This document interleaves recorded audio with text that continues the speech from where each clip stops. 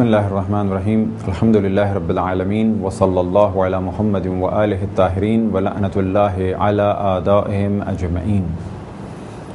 وقال سبحانہ وتعالی یا ایہا الذین آمنوا کتب علیکم الصیام کما کتب علی الذین من قبلکم لعلکم تتقون۔ موضوع گفتگو روزوں کے احکام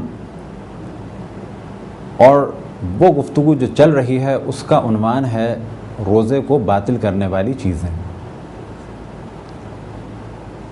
چند چیزوں کی جانب توجہ دلائی جو روزے کو باطل کر دیتی ہیں اور روزے دار پر واجب ہے کہ ان سے بچے۔ ساتویں چیز جو روزے کو باطل کر دیتی ہے وہ یہ کہ اگر روزے دار فجر تک جان بوجھ کر جنابت کے عالم میں یا اگر اس پر غسل حیض یا نفاس واجب تھا اسے انجام نہ دے، یا بالفاظ دیگر اگر کوئی جان بوجھ کے فجر تک غسل جنابت، غسل حیض یا غسل نفاس انجام نہ دے تو ماہ رمضان کا روزہ اور اس کا قضا روزہ باطل ہو جائے گا۔ بس پھر اسی چیز کو دوبارہ بیان کریں کہ اگر کوئی ماہ رمضان میں فجر تک غسل جنابت جان بوجھ کے انجام نہ دے اور اگر اس کی ذمہ داری تیمم تھی تو وہ تیمم کو انجام نہ دے،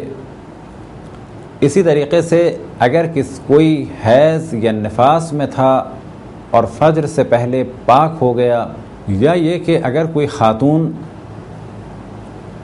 جو فجر سے پہلے تک حیض اور نفاس میں تھیں لیکن فجر سے پہلے حیض اور نفاس سے پاک ہو گئی اور جان بوجھ کے غسل اور تیمم نہیں کیا جبکہ غسل کا موقع تھا، وقت تھا، اور اگر غسل کا وقت نہیں تھا یا غسل ممکن نہیں تھا اور ان کا وظیفہ اور ان کی ڈیوٹی تیمم تھا اور انہوں نے تیمم نہیں کیا تو ماہ رمضان کا یہ روزہ ان کا باطل ہوگا۔ اب یہاں پر کچھ چیزوں کی جانب توجہ دلائیں کہ ہمارے یہاں ایک بہت بڑی تعداد ایسی ہے کہ جو نماز اور روزہ تو ایک جانب حتیٰ حج انجام دے کے آ جاتے ہیں لیکن ان کو صحیح غسل جنابت یا حیض یا نفاس نہیں آتا۔ ان کے ذہن میں یہ ہوتا ہے جو ان کو کسی بھی ان کی پڑوسن نے یا پڑوسی نے بتا دیا کہ 3 لوٹے پانی ڈالنا ہے یا 3 دفعہ پانی ڈالنا ہے اور لا الہ الا اللہ محمد رسول اللہ کہنا ہے، پتہ چلا کہ حج کر کے آ گئے لیکن ان کا حج باطل تھا۔ پتہ چلا کہ سالوں ماہ رمضان کے روزے رکھے لیکن یہ سب روزے باطل تھے، سالوں نمازیں پڑھیں لیکن یہ سب کی سب نمازیں باطل تھیں۔ لہذا خود ہماری روش یہ ہے کہ جب بھی کوئی حج کی کلاس یا عمرے کی کلاس ہو تو اس جانب ہم توجہ دلاتے ہیں کہ سب سے پہلے غسل اور وضو کی جانب توجہ دلائی جائے۔ لیکن عام طور پہ ہوتا کیا ہے کہ اگر حج اور عمرے کی کلاس میں بتایا جاتا ہے کہ طواف کی شرائط میں سے ایک شرط یہ ہے کہ غسل اور وضو کیا ہوا ہو تو اکثر حاجی اس بات کو یہاں تک تو سمجھ جاتے ہیں کہ مولانا نے یہ شرط بتائی ہے کہ طواف کی شرائط میں سے ایک شرط یہ ہے کہ غسل کیا ہوا ہو اور کوئی واجب غسل ان پر نہ ہو، یعنی غسل جنابت و حیض یا نفاس، اور وضو بھی کیا ہوا ہو۔ تو یہ بات تو بہت آسانی سے سمجھ میں آ گئی، اور اگر ان سے کہا جائے کہ آپ نے غسل اور وضو کر لیا تو وہ کہتے ہیں کہ ہاں کر لیا۔ لیکن مشکل یہ ہے کہ جو انہوں نے غسل کیا، جو وضو کیا، وہ صحیح نہیں کیا۔ اور ہماری جو سب سے بڑی مشکل ہے معاشرے میں وہ یہ کہ کچھ لوگ غسل کو نہیں جانتے اور اگر جانتے ہیں تو غلط انجام دیتے ہیں۔ نتیجہ یہ ہے کہ سالوں مسجد میں نماز پڑھتے رہے،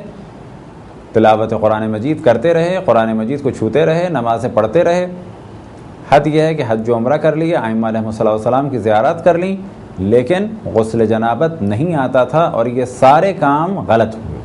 تو اس جانب توجہ رہے، اور غسل اور وضو سے متعلق اگر ہمارے درس تیار ہو چکے ہوں تو ان کو سنیں، کیونکہ ان کے بغیر عبادات صحیح نہیں ہو سکتی.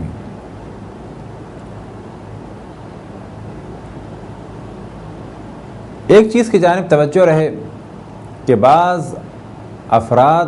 غسل یا وضو یا حیض یا نفاس یا استحاضہ یا جنابت کے موضوع پہ گفتگو کرنا اپنی شان کے خلاف سمجھتے ہیں. حتیٰ بعض علماء یا علماء نما اپنی بعض تقاریر میں یہاں تک کہہ گئے کہ ہم وہ نہیں ہیں، ہمارا وہ اسٹینڈرڈ نہیں ہے کہ ہم غسل اور وضو کے یا حیض اور نفاس کے، اور بعض دفعہ یہ کہہ گئے کہ ہم وہ نہیں ہیں، ہم اس قسم کے مولوی نہیں ہیں جو فقہی مسائل بتائیں. اب آپ تصور کریں کہ یہی وہ فقہی مسائل ہیں کہ جو قرآن مجید میں بھی بیان ہوئے، رسول اللہ صلی اللہ علیہ وسلم سے بھی نقل ہوئے اور ائمہ علیہم السلام سے بھی نقل ہوئے. کیا ایک روشن فکر شخص کی عزت داؤ پہ لگ جاتی ہے کہ اگر وہ کسی مرد یا عورت کو وہ وظائف اور فرائض اور ڈیوٹیز بتائے جو اللہ سبحانہ و تعالیٰ کی جانب سے ہم پر بھی لازم ہے کہ دوسروں کو بتائیں، اور عام مومنین پر بھی لازم ہے کہ اپنے بچوں کو بتائیں اور خود بھی عمل کریں، اور یہ ہم پر بھی لازم ہے کہ لوگوں کو ان مسائل کی جانب توجہ دلائیں اور عمل کرائیں. تو یہ ذہن میں رہیں کہ سیاسی موضوع ڈسکس کرنا بلا شک اچھی بات ہے، تاریخی موضوع ڈسکس کرنا، تفسیر پہ ڈسکس کرنا، اور اصل مومن وہ ہے کہ جس وقت جس چیز کی ضرورت ہو وہ کام وہ انجام دے. مثال کے طور پہ ہم اسلامی بینکنگ جانتے ہوں، جہاد کے بارے میں گفتگو کرتے ہوں، لیکن غسل نہ آتا ہو، تو کیا ایسا شخص، ایسا فرد اللہ کی نگاہ میں مومن ہے؟ مومن وہ ہے کہ جو غسل کے وقت صحیح غسل کرے، وضو کے وقت صحیح وضو کرے، نماز کے وقت صحیح نماز پڑھے، روزہ جب رکھے تو صحیح روزہ رکھے، حج پہ جائے صحیح حج انجام دے، باتھ روم جائے تو صحیح طریقے سے ٹوائلٹ کے احکام جانتا ہو، شادی کرے تو شادی کے احکام جانتا ہو، پھر محاذ جنگ پہ جائے تو محاذ جنگ کے احکام جانتا ہو، بینک جائیں تو اقتصادیات کے مسائل جانتا ہو، اور جب اجتماعی زندگی میں کسی سیاسی کام کو انجام دے تو سیاسی سوجھ و بوجھ بھی رکھتا ہو. یہ روشن فکری نہیں ہے کہ انسان یہ کہے کہ غسل و وضو ہماری شان کے خلاف ہیں، یہ بے دینی ہے. یہ سیاسی کام نہیں ہے کہ کوئی یہ کہے کہ ہم نہیں جانتے اور ہمارا کام نہیں. خداوند تبارک و تعالیٰ امام خمینی رضوان اللہ تعالیٰ علیہ کے درجات کو بلند فرمائے، انہوں نے مسلمانوں کو ایک سیاسی عروج بخشا اور دین کو ایک نئی حیات عطا فرمائی، لیکن ان ساری چیزوں کے پیچھے جو سب سے اہم ان کا مقام و مرتبہ تھا وہ مرجعیت تھا.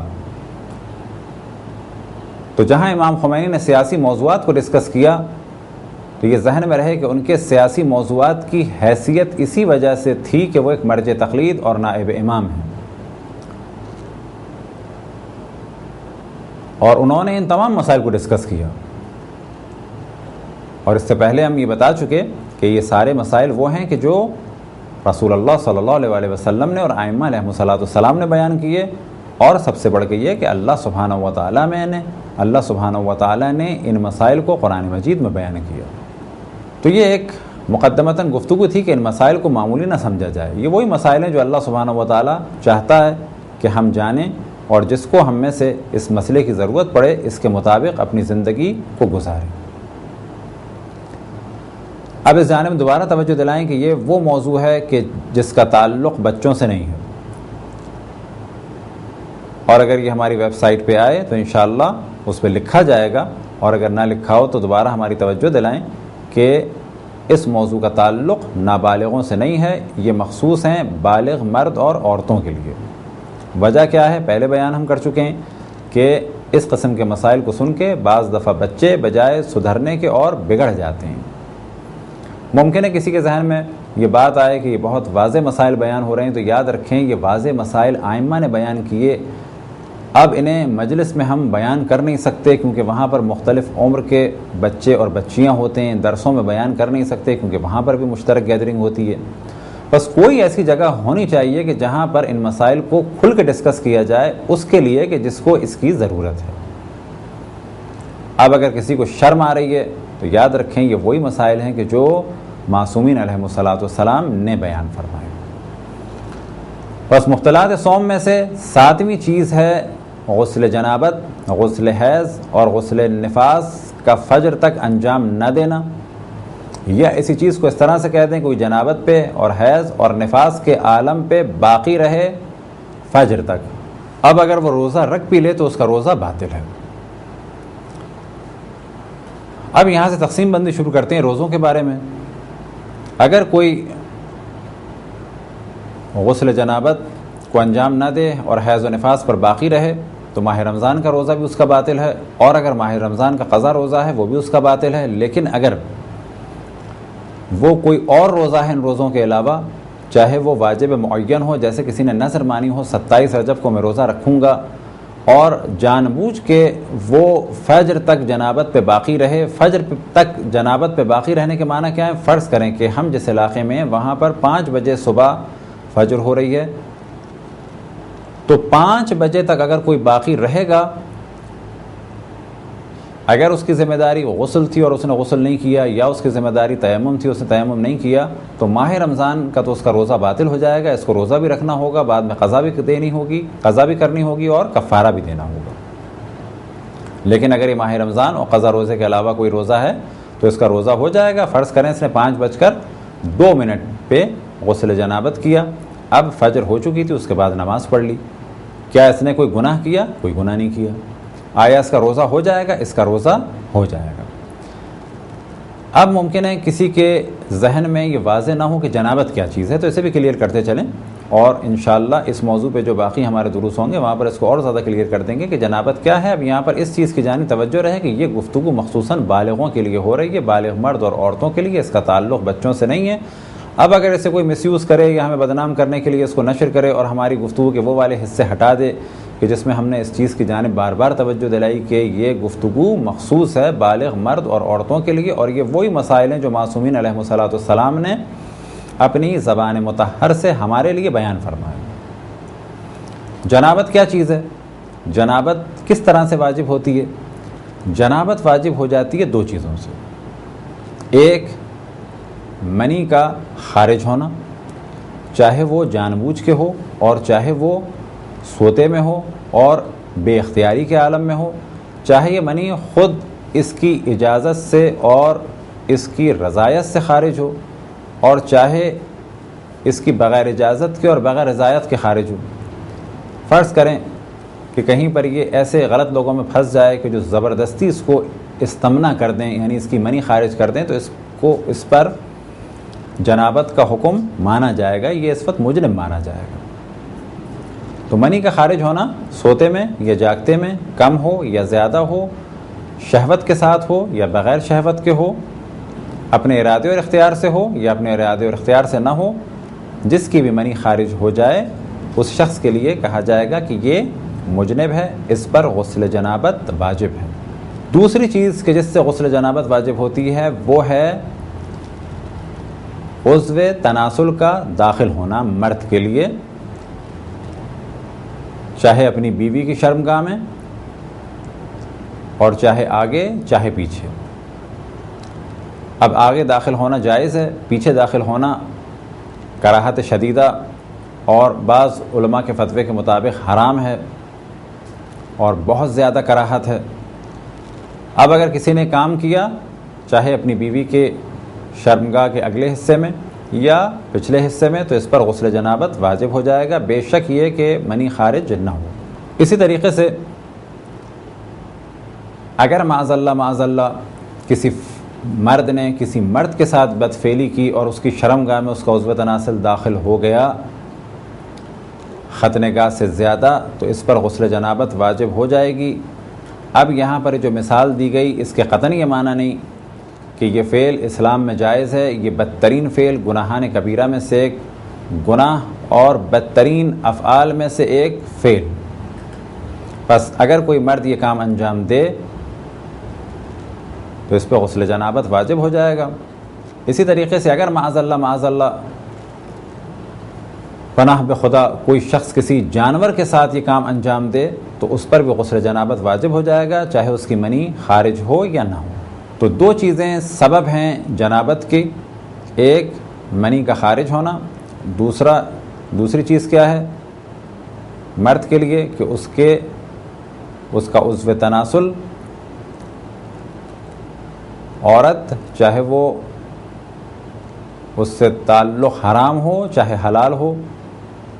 چاہے آگے ہو چاہے پیچھے ہو، اسی طرح چاہے مرد کے ساتھ اور چاہے جانور کے ساتھ، معاذ اللہ معاذ اللہ معاذ اللہ، ان تمام صورتوں پہ اس شخص پر غسل جنابت واجب ہو جائے گا۔ عورتوں کے لیے غسل جنابت دخول کے ذریعے سے واجب ہوگا، یعنی اگر مرد کا عضو تناسل عورت کے اگلے حصے میں یا پچھلے حصے میں داخل ہو جائے تو اس پہ غسل جنابت واجب ہو جائے گا۔ بس اگر میاں بیوی نے ازدواجی کوئی کام انجام دیا ماہ رمضان کی رات کو تو یہ حرام نہیں ہے، لیکن اسی حالت میں فجر تک باقی رہنا حرام ہے، اور اگر جان بوجھ کے باقی رہے تو اس کا روزہ ماہ رمضان کا باطل ہے۔ اسی طریقے سے اگر اس دن قضا روزہ رکھنا ماہ رمضان کا ارادہ تھا تو اس کا وہ روزہ بھی باطل ہوگا۔ اسی طریقے سے اگر کسی کے پاس پانی نہیں تھا اور اس کی ڈیوٹی تیمم تھی، یا یہ کہ وہ بیمار تھا اور ایسی بیماری تھی کہ اس پر غسل ساقط ہے، اب اس کی ڈیوٹی کیا ہے؟ اس کی ڈیوٹی ہے کہ یہ تیمم انجام دے۔ بس اگر اس نے تیمم نہیں کیا تو اس کے اگلے دن کا روزہ باطل ہوگا۔ اگر کوئی شخص جان بوجھ کے اپنے اوپر جنابت واجب کرے، یعنی میاں بیوی ازدواجی تعلق برقرار کریں اور یہ جانتے ہوں کہ غسل یا تیمم کا وقت نہیں مل پائے گا، البتہ یہاں پر مختلف گھروں، مختلف علاقوں اور مختلف افراد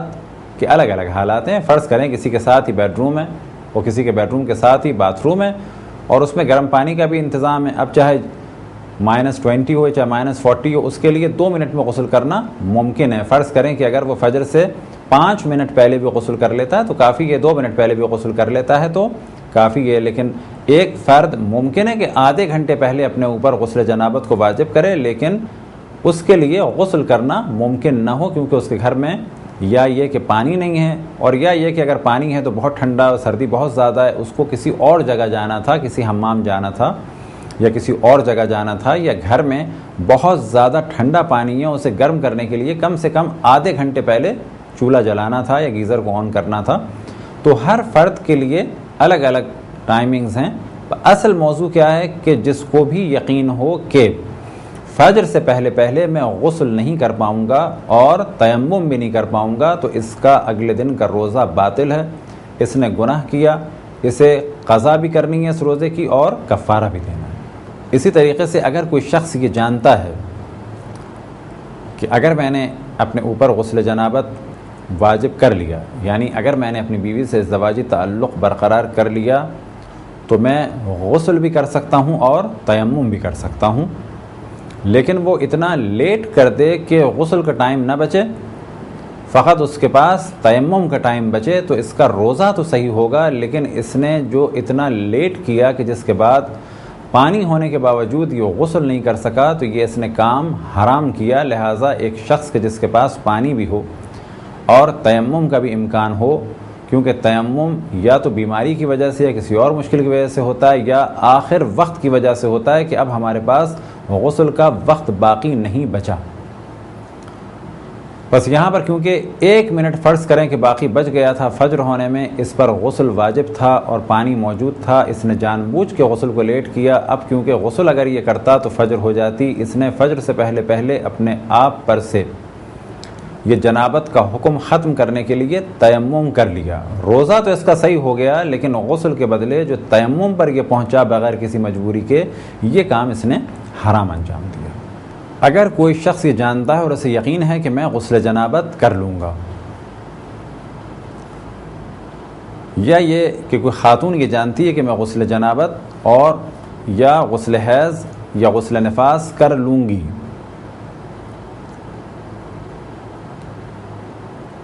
لیکن عین وقت پہ اسے پتہ چلا کہ غسل اب ممکن نہیں رہا، مثال کے طور پہ یقین تھا کہ گیزر آن ہے یا یقین تھا کہ پانی ہے، فجر سے 10 منٹ پہلے جا کر جو نل کھولا تو پتہ چلا، یا 5 منٹ پہلے نل کھولا پتہ چلا پانی نہیں ہے، اب اگر موٹر چلائی جائے تو اوور ہیڈ ٹینک میں پانی جمع ہوتے ہوتے کم سے کم 10 منٹ لگیں گے اور 5 منٹ بعد فجر ہو جائے گی، اور واجب یہ ہے کہ 5 منٹ میں ہی غسل ہو جائے، اور اگر وقت نہیں ہے غسل کا تو پھر تیمم ہو جائے۔ تو فرض کریں کہ یقین تھا کہ ہم غسل کر لیں گے، 5 منٹ پہلے یا 6 منٹ پہلے یا 7 منٹ پہلے باتھ روم میں گئے تو دیکھا پانی نہیں ہے، یا یہ کہ اگر پانی ہے تو گیزر آف ہو چکا ہے اور اب اس کو آن کرنے کے بعد پانی گرم کرنے میں کم سے کم 10 منٹ لگیں گے، اور ٹھنڈے پانی سے غسل کرنا ہمارے لیے ممکن نہیں کیونکہ بہت زیادہ ٹیمپریچر مائنس میں جا رہا ہے اور پانی بہت زیادہ ٹھنڈا ہے۔ ایسا شخص اگر تیمم کر لے تو اس کا تیمم صحیح ہے، بلکہ اس پہ تیمم لازم ہے اور کسی قسم کا کوئی گناہ نہیں۔ اس مسئلے میں اور پہلے والے مسئلے میں فرق یہ ہے کہ پہلے والے مسئلے میں کیا تھا کہ اگر کسی کو یقین ہے کہ میں غسل جنابت کر لوں گا لیکن اس نے نہیں کیا اور پھر تیمم کیا، یہاں پر اسے یقین ہے کہ میں غسل جنابت کر لوں گا، کرنا چاہتا ہے لیکن ایک ایسی مجبوری ہو گئی غسل جنابت کر نہیں پا رہا، یا پانی نہیں ہے یا پانی ٹھنڈا بہت زیادہ ہے، تو ان دونوں میں فرق ہے۔ وہاں پر اس نے جان بوجھ کے غسل جنابت کو ڈیلے کیا، یہاں پر غسل جنابت کرنا چاہتا تھا لیکن کسی مجبوری سے ڈیلے ہو گیا، وہاں پر اس نے یہ کام حرام کیا لیکن روزہ صحیح ہے، یہاں پر اس نے یہ کام جائز کیا اور اس کا روزہ صحیح ہے۔ اب یہاں پر گفتگو کرتے ہیں ایسے فرد کے بارے میں کہ جس پر غسل جنابت یا حیض یا نفاس لازم ہے۔ فرض کریں ایک مرد یا عورت پر جنابت واجب ہو گئی، 1:30-2 بجے ان پر جنابت واجب ہوئی اور یہ سو گئے، اور یہ جانتے تھے کہ 5 بجے سحری کا آخری ٹائم ہے، 4 بجے ہم لوگ اٹھیں گے، آرام سے سحری بھی کریں گے اور غسل بھی کریں گے۔ یا یہ کہ خاتون کو 1:30-2 بجے پتہ چلا کہ اس کا حیض یا نفاس ختم ہو چکا ہے، اب یہ سو گئی اور نیت یہ تھی، ارادہ یہ تھا اور اہتمام کیا فرض کریں کہ الارم کا کہ میں 4 بجے اٹھ کر اس غسل کو انجام دوں گا، لیکن یہ شخص اٹھ نہیں پایا یہاں تک کہ 5 بج گئے۔ 5 بج گئے یا 5 بجے کے بعد آنکھ کھلی، یا سمجھیں کہ صبح 7-8 بجے آنکھ کھلی، تو اگر ان کا مصمم ارادہ تھا اور اہتمام کیا تھا تو ان کا روزہ صحیح مانا جائے گا۔ اب یہاں پر سوال کرتے ہیں اسی موضوع کے بارے میں کہ اگر کوئی شخص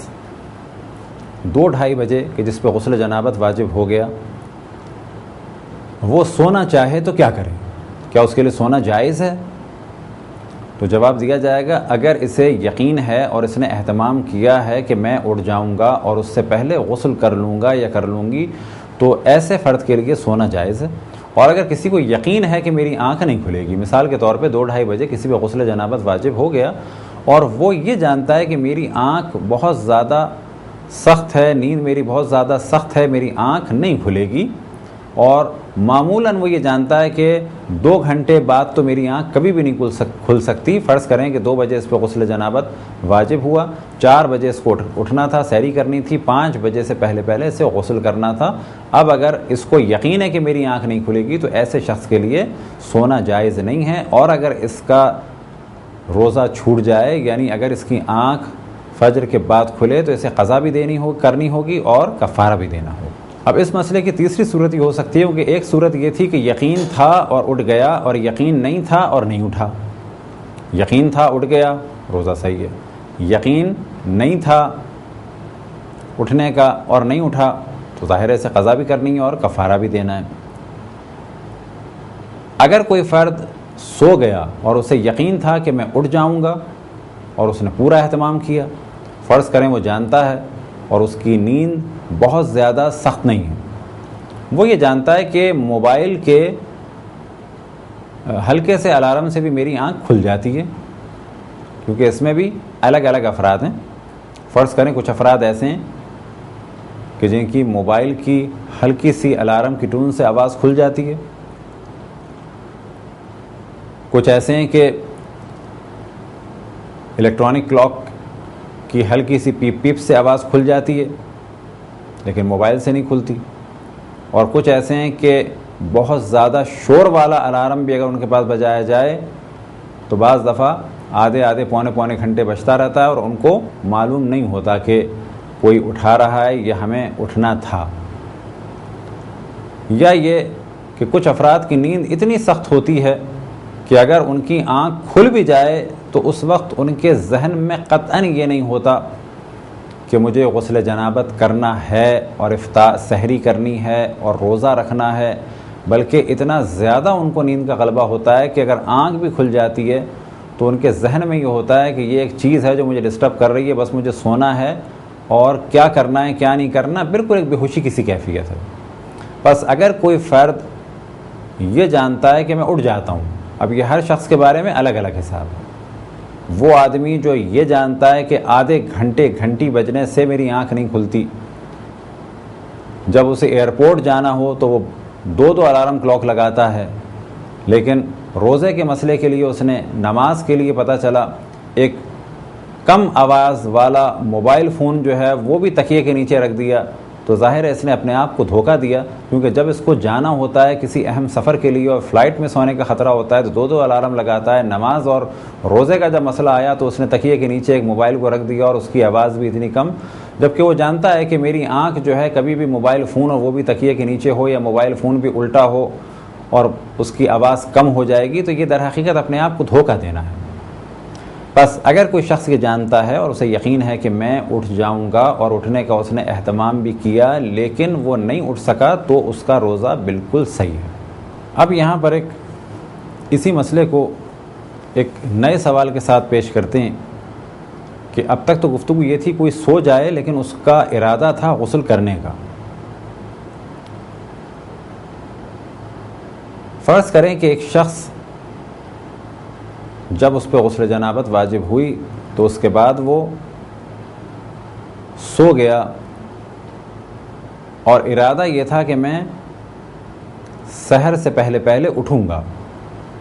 یعنی فجر سے پہلے اٹھوں گا، لیکن غسل کے بارے میں اس کا ارادہ نہیں تھا. اٹھنے کے بارے میں ارادہ تھا لیکن غسل کے بارے میں اس کا کوئی ارادہ نہیں تھا. ایسا شخص اگر اٹھ جائے اور غسل نہ کرے تو بھی اس کا روزہ باطل، اور ایسا شخص اگر نہ اٹھے اور فجر کے بعد آنکھ کھلے تو بھی اس کا روزہ باطل ہے. وجہ کیا ہے اس کے روزے باطل ہونے کی؟ کیونکہ اس کا ارادہ فقط اٹھنے کا تھا اور اٹھنے کا اس نے اہتمام بھی کیا تھا. فرض کریں اس نے الارم لگایا تھا لیکن سیل ویک ہو گیا، یا یہ کہ ہاتھ ٹکرانے کی وجہ سے گھڑی ہلی یا گر گئی اور اس کا سیل نکل گیا، اور نتیجہ یہ ہوا کہ فجر سے پہلے الارم نہیں بجا. تو جو پہلی مثال ہم نے دی اس کے حساب سے کیا تھا؟ کیونکہ غسل کا اس کا ارادہ تھا اور آنکھ نہیں کھلی اور آنکھ کھلنے کا اہتمام کیا تو روزہ صحیح ہے. یہاں پر اس کا ارادہ اٹھنے کا تھا لیکن غسل کا نہیں تھا. اب اگر اس کی آنکھ فجر کے بعد کھلی تو اس کا روزہ باطل مانا جائے گا، اسے قضا بھی کرنی ہے اور کفارہ بھی دینا ہے، کیونکہ اس نے غسل کا ارادہ نہیں کیا تھا. اب یہ اٹھتا تو بھی غسل نہیں کرتا اور نہیں اٹھا تو بھی ایسے افراد میں سے یہ مانا جائے گا کہ جو جان بوجھ کر اپنے آپ کو جنابت میں باقی رکھنے والوں میں سے قرار پائے گا. کب تک؟ فجر تک. اگر کوئی شخص کہ جس پہ غسل جنابت واجب ہے وہ سو جائے، فرض کریں ایک شخص کہ جس پہ 2 بجے غسل جنابت واجب ہو گئی، اب یہ سو گیا، ارادہ بھی تھا اس کا اور اس نے اہتمام بھی کیا. اہتمام سے کیا مراد؟ یعنی اٹھنے کے جو بھی ذریعے تھے، الارم یا کسی دوست سے کہہ دیا تھا کہ مجھے اٹھا دینا فجر سے پہلے، یا گھر والوں سے کہہ دیا تھا کہ مجھے فجر سے پہلے اٹھا دینا، تو جو بھی اہتمام تھا وہ بھی اس نے کیا اور اس کا ارادہ بھی تھا. اب 2 بجے سے غسل جنابت اس نے اپنے اوپر واجب کر لیا اور اب یہ سو گیا، یہ اس کی ہو گئی پہلی نیند. اب اگر یہ نہیں اٹھا تو اس کا روزہ صحیح ہے. اب یہاں پر ایک اور فرض کرتے ہیں کہ اس کی آنکھ کھل گئی، ایک نیند یہ لے چکا، اب یہ دوبارہ سو گیا. اور اب جو آنکھ کھلی، فرض کریں کہ ابھی کچھ دیر باقی تھی، یعنی ابھی ٹائم اتنا تھا کہ غسل کر سکتا ہے، اور اس نے غسل نہیں کیا اور یہ پھر سو گیا، تو پہلی نیند کے بعد جو دوسری نیند ہے، اب چاہے یہ دوسری نیند کے بعد نہیں اٹھا اور فجر ہو گئی، اور یا یہ کہ تیسری نیند کے بعد بھی نہیں اٹھا اور فجر ہو گئی، ان دونوں صورتوں پر اس پر قضا لازم ہے اور کفارہ نہیں ہے۔ لیکن یہ ایسے فرد کے لیے کہ جسے غسل کرنا تھا، غسل کا ارادہ تھا اور اٹھنے کا اہتمام کیا تھا، اٹھنے کا ارادہ تھا، لیکن ایک نیند کے بعد آنکھ کھلی، پھر اس کے بعد سو گیا، پھر اس کے بعد دوسری نیند کے بعد آنکھ کھلی، یہ ہو گیا 2، پھر اس کے بعد سو گیا۔ اب اگر تیسری نیند کے بعد آنکھ کھل گئی اور غسل کر لیا، وہ تو مسئلہ ہی کچھ نہیں ہے، اس کا روزہ صحیح ہے۔ مسئلہ یہ ہے کہ آنکھ نہیں کھلی، تو کیونکہ یہ 2 دفعہ اٹھا یا 3 دفعہ اٹھا تو اس پر کوئی کفارہ واجب ہے؟ تو جواب یہ ہے کیونکہ اس کا ارادہ تھا اور کیونکہ اس نے اہتمام کیا تھا، اٹھنے کا ارادہ بھی تھا، اہتمام بھی کیا تھا اور غسل کا بھی ارادہ تھا، اس کا روزہ فقط قضا مانا جائے گا لیکن کفارہ نہیں ہے۔ اور قضا کیوں مانا جائے گا؟ کیونکہ یہ 2 دفعہ یا 3 دفعہ اٹھ چکا تھا۔ غسل جنابت جس پر واجب ہو کہ اپنے ارادے اور اختیار سے کیا ہو، جاگتے ہوئے اپنے اوپر غسل جنابت واجب کیا ہو، تو اس کی پہلی نیند تو وہ مانی جائے گی وہ جنابت کے بعد وہ سویا۔ فرض کریں کسی کو احتلام ہو گیا، احتلام کے کیا معنی ہے؟ یعنی سوتے ہوئے بغیر ارادے کے اس کی منی خارج ہو گئی۔ اگر ایسے شخص کی آنکھ کھلی فجر کے بعد تو اس کا روزہ تو صحیح ہے۔ فرض کریں کہ ایک شخص رات کو سویا، ارادہ ہے کہ میں سحری پہ اٹھوں گا، اور اسے احتلام ہو گیا۔ اب اس کی آنکھ کھلی کب؟ بجائے 5 بجے سے پہلے اٹھنے کے کہ سحری کرتا اور 5 بجے نماز پڑھتا ہو، کیونکہ 5 بجے آخر وقت ہے فرض کریں۔ اب اس کی آنکھ کھلی 7 8 بجے، 9 بجے، 10 بجے، یا یہ کہ 5:30 بجے آنکھ کھلی، اور جو 5:30 بجے آنکھ کھلی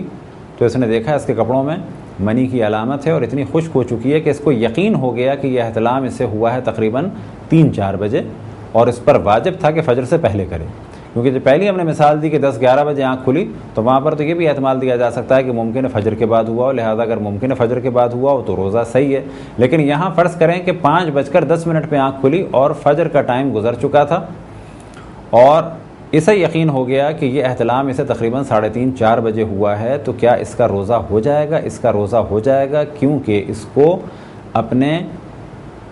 مجنب ہونے کا علم ہی نہیں تھا، اسے علم ہوا ہے فجر کے بعد، اور یہ جو مجنب ہوا ہے اپنے ارادے اور اختیار سے نہیں ہوا، نہ ہی اسے علم تھا۔ کیونکہ علم نہیں تھا تو اس پہ غسل جنابت بھی واجب فوری نہیں ہوا، بلکہ جب اسے علم ہوگا تو اس پہ غسل جنابت واجب ہوگا۔ اور روزہ باطل ہوتا ہے اس صورت میں کہ جب جان بوجھ کے غسل جنابت کو فجر تک لیٹ کیا جائے۔ بس یہاں اس کو نہ تو علم تھا اور نہ ہی اس نے جان بوجھ کے لیٹ کیا، اسے علم ہی فجر کے بعد ہوا۔ اب ایک یہاں پر سوال آ سکتا ہے، وہ یہ کہ پہلی نیند کون سی ہے؟ تو پہلے تو اس جانب توجہ رہے کہ وہ شخص کہ جس نے اپنے اوپر غسل جنابت واجب کر لیا، اور وہ شخص کہ جس کو احتلام ہو گیا، مسئلہ دونوں کا وہی ہے جو پہلے بیان ہوا کہ فرض کریں کسی نے غسل جنابت اپنے اوپر واجب کر لیا، یا یہ کسی پہ غسل جنابت واجب ہو گیا اور وہ سو گیا، پھر دوسری دفعہ اور پھر تیسری دفعہ، تو یہ مسئلہ تو پہلے بیان ہو گیا۔ اب سوال یہ پیدا ہوتا ہے کہ پہلی نیند کون سی ہے؟ تو یہاں پر فرق ہے کہ جس نے اپنے اوپر غسل جنابت واجب کیا تو وہ شخص تو جاگ رہا تھا، غسل جنابت واجب ہونے کے بعد جب وہ سویا ہے تو اس کی پہلی نیند وہ ہے۔ لیکن جس کو احتلام ہو گیا، یعنی سوتے میں اس کی منی خارج ہو گئی، اور جب اس کی آنکھ کھلی اور اس کے بعد سویا تو وہ اس کی پہلی نیند ہے، نہ یہ کہ جس میں اسے احتلام ہوا وہ اس کی پہلی نیند ہے۔ یہ ایک بہت واضح سا فرق ہے کہ اس جانب توجہ رہے، اور یہ والا مسئلہ اتفاق سے کافی پیش آتا ہے جوانوں کے ساتھ کہ جن کی نیند سخت ہے، لہذا ماہ رمضان میں کوشش کریں کہ جیسے ہی غسل جنابت واجب ہو، چاہے وہ خود اپنے ارادے اور اختیار سے کریں جو شادی شدہ افراد ہیں، یا یہ کسی کو احتلام ہو گیا تو کوشش کریں کہ جیسے ہی آنکھ کھلے غسل جنابت کر لیں، اور فرض کریں کہ آنکھ نہیں کھلی تو اس مسئلے کی جانب ہم نے پہلے توجہ دلائی کہ جب بھی آنکھ کھلے گی تو اس پہ غسل جنابت واجب ہوگا، کیونکہ اس کی آنکھ نہیں کھلی، اور فرض کریں کہ 5 بجے آخر وقت تھا سحری کا، یا یہ کہ اول فجر 5 بجے تھی اور اس کی آنکھ ہی 8-9 بجے کھلی، تو اس شخص کا روزہ بھی صحیح ہے اور اس نے کوئی گناہ نہیں کیا کیونکہ اس کی آنکھ ہی نہیں کھلی۔ اپنی گفتگو کے شروع میں ہم نے جانب توجہ دلائی کہ اگر کوئی جان بوجھ کے ماہ رمضان میں فجر سے پہلے غسل جنابت نہ کرے یا غسل حیض یا استحاضہ نہ کرے تو اس کا روزہ باطل ہے۔ اسی طریقے سے ماہ رمضان کے قضا روزے میں بھی اگر جان بوجھ کے وہ غسل جنابت نہ کرے فجر سے پہلے تو وہ روزہ نہیں رکھ سکتا۔ تو جان بوجھ کے تو مسئلے میں دونوں برابر ہیں، چاہے ماہ رمضان کا واجب روزہ ہو ماہ رمضان میں، اور چاہے ماہ رمضان کا قضا روزہ ہو ماہ رمضان کے بعد، اس میں تو ایک ہی مسئلہ ہے۔ اگر کوئی سو گیا اور ماہ رمضان میں فجر کے بعد آنکھ کھلی اور اسے معلوم ہوا کہ مجھ پر غسل جنابت واجب ہو چکا ہے، تو ایسے شخص کا روزہ صحیح ہے ماہ رمضان میں، لیکن اگر کوئی ماہ رمضان کا قضا روزہ رکھ رہا ہے، فرض کریں کسی شخص کا ارادہ تھا کہ میں کل صبح سے روزہ رکھوں گا، کون سا روزہ؟ ماہ رمضان کا قضا روزہ۔ اب یہ شخص رات کو سو گیا اور صبح اس کی آنکھ کھلی فجر کے بعد اور اسے معلوم ہوا کہ اس پہ غسل جنابت واجب ہو چکا ہے، تو ایسا شخص گو کہ ماہ رمضان میں تو روزہ رکھ سکتا ہے، لیکن ماہ رمضان کی قضا میں شرط یہ ہے کہ فجر سے پہلے اس نے غسل کیا ہوا ہو، حتیٰ اگر فجر کے بعد بھی آنکھ کھلے اور اسے معلوم ہو کہ مجھ پر غسل جنابت مجھ پر واجب ہے تو بھی اس کا روزہ صحیح نہیں ہے۔ یہ بات تو واضح ہو گئی کہ ماہ رمضان کے قضا روزے کے لیے شرط یہ ہے کہ حتیٰ اگر اسے صبح علم ہو کہ مجھ پر غسل جنابت واجب ہے تو بھی یہ روزہ نہیں رکھ سکتا۔ اب یہاں پر ایک سوال ذہن میں اٹھ سکتا ہے کہ فرض کریں کہ ایک شخص پر 5 روزے یہ ماہ رمضان جو گزرا ہے اس کے واجب ہیں، قضا روزے ادا کرنا واجب ہیں، 5 روز کا اس نے سفر کیا تھا، 5 روز کے اس کو روزے رکھنے ہیں، پورا سال گزر گیا اس نے نہیں رکھے، یہاں تک کہ اب شعبان کی 25 آ گئی، یعنی کل شعبان کی 25 ہے، 5 دن باقی بچے ہیں ماہ رمضان کے شروع ہونے میں، اور یہ بھی ممکن ہے کہ 4 دن بچے ہوں، کیونکہ اگر شعبان 29 کا ہوا تو پھر 4 دن بچے ہیں۔ اب یہ روزہ رکھنا چاہتا ہے اور وقت بھی تنگ ہے اس کے پاس، اب اس نے ارادہ کیا کہ کل میں روزہ رکھوں گا، فجر پہ اس کی آنکھ نہیں کھلی، اور فجر کے بعد آنکھ کھلی تو اس نے کیا دیکھا کہ اس کو احتلام ہو چکا ہے، کیا اب یہ روزہ رکھ سکتا ہے؟ تو یہاں پر بھی مراجع فرماتے ہیں کہ ابھی بھی یہ روزہ نہیں رکھ سکتا، اس کا یہ روزہ کاؤنٹ نہیں ہوگا، یہ اگلے دن سے روزہ رکھے گا۔ آج کے دن یہ کیا کرے؟ آج کے دن اس روزے کو چلائے، گو کہ یہ روزہ نہیں ہے، مغرب تک کھانے پینے سے اور ہر اس چیز سے بچے کہ جس سے روزہ باطل ہوتا ہے، اور پھر اس کے بعد 4 روزے اور رکھ لے۔ یہ روزہ آج کا روزہ کاؤنٹ نہیں ہوگا، لیکن اس کا ثواب ملے گا۔ ثواب کس چیز کا؟ کہ روزے کی اس کی نیت تھی اور روزے کی شرائط اس میں نہیں پائی جاتی تھی، بس یہ مغرب تک نہ کھائے نہ پیے اور 1 دن کا روزہ ماہ رمضان کے بعد رکھے۔ یہ جو ہم نے کہا کہ اس دن یہ کھائے نہیں پیے نہیں، تو کیا ایسا کرنا واجب ہے؟ واجب نہیں ہے، کیونکہ بہتر ہے کہ اگلا رمضان آنے سے پہلے اس کے قضا روزے ادا ہو چکے ہوں اور اب اس کے لیے ممکن نہیں رہا کیونکہ 5 دن بچے تھے اور 5 ہی روزے تھے اور آج اسے احتلام ہو گیا اور ابھی روزہ نہیں رکھ سکتا. اب اگر یہ ثواب حاصل کرنا چاہے تو یہ کام کرے تو بہتر ہے، اس پہ لازم نہیں ہے. لہذا آج چاہے یہ مغرب تک کچھ کھائے یا نہ کھائے، دونوں کام اس کے لیے جائز ہیں. اگر لیکن مغرب تک روزے دار کی طرح سے رہے گا تو اس کو اس چیز کا ثواب ملے گا. اس مسئلے میں آغا سیستانی یہ فرماتے ہیں کیونکہ وقت اس کا تنگ ہے لہذا یہ شخص روزہ رکھ سکتا ہے. اب یہاں کچھ مسائل جو تقریباً قریب ہیں لیکن مخصوص ہیں خواتین کے لیے. اگر کوئی خاتون فجر سے کچھ دیر پہلے حیض یا نفاس سے پاک ہو جائیں، فرض کریں کہ وہ سب کو ناشتہ دے چکی، ان کے ذہن میں یہ تھا کہ میرا روزہ نہیں ہوگا کیونکہ میں حیض میں مبتلا ہوں، اور اسی وقت اس نے اندازہ ہوا فجر سے 1-2 منٹ پہلے کہ میں پاک ہو چکی ہوں. فرض کریں انہیں یقین تھا کہ میں حیض کے عالم میں ہوں، بالکل فجر سے 1-2 منٹ پہلے جا کے دیکھا تو اندازہ یہ ہوا کپڑے پہ کسی قسم کا خون نہیں ہے. وہ یہ سمجھ رہی تھی کہ حیض ابھی جاری ہے لیکن یہ حیض رک چکا ہے. لیکن علم انہیں اب ہوا ہے کہ جب فجر میں بالکل 1-2 منٹ رہ گئے اور گھر میں مٹی بھی نہیں ہے کہ حتیٰ تیمم ہو جائے، تو ایسی خاتون کا اگلے دن کا روزہ بالکل صحیح ہوگا. فقط ان کا کام یہ ہے کہ اب یہ فجر کے بعد کسی وقت بھی، کیونکہ اس وقت تو ان کے لیے نہ غسل ممکن ہے نہ تیمم ممکن ہے، اپنا غسل کریں حیض کا یا نفاس کا اور ان کا روزہ صحیح ہوگا. اگر کسی خاتون کو فجر کے بعد علم ہو، یہ تو فجر سے 1-2 منٹ پہلے کی بات ہوئی، فجر کے بعد علم ہو تو بھی یہی حکم ہے کہ ان کا اگلے دن کا روزہ صحیح ہوگا. فجر کے بعد علم ہوا کس چیز کا؟ فجر کے بعد علم ہوا کہ میرا حیض یا نفاس فجر سے پہلے رک چکا تھا. یعنی فجر کے بعد، یا مثال یہ لے لیں کہ سب کو ناشتہ کرایا، کھلایا، پلایا، اب فجر کے بعد یہ خاتون واش روم گئیں تو کیا دیکھا کہ کپڑا ان کا بالکل صاف ہے، کسی قسم کے خون کا دھبا نہیں، رات کو یہ کپڑا لگایا تھا. اب انہیں اس چیز کا احساس ہوا فجر کے بعد